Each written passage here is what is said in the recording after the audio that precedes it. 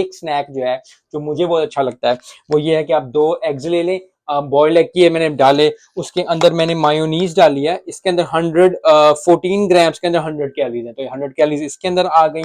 और ये ब्रेड जो है मैंने ली है, आप ब्राउन ब्रेड ले सकते हैं, अगर पाकिस्तान में मिलती है ब्राउन ब्रेड, इंडिया में कहीं भी ब्राउन ब्रेड मिलती है।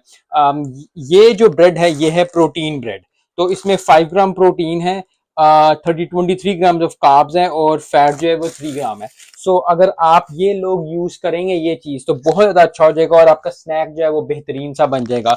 तो बस मैं ये करूंगा, इसमें थोड़ी सी काली मिर्च डालूंगा, ऐड करूंगा, और काली मिर्च डाल के उसके बाद जो है मैं इसके अंदर इसको बस 2 एग्स डाले, थोड़ा सा डाला मायोनीज, वो भी बिल्कुल 14 ग्राम, जो कि 100 कैलोरीज बनता है। तो ये टोटल बन जाएगा, अगर आप इसको करेंगे तो इसके अंदर प्रोटीन बन जाएगा कोई 10-12 ग्राम, जो कि स्नैक के लिए बहुत बेहतरीन है। सो आई होप कि आपको अच्छा लगे, मुझे तो बहुत अच्छा लगा।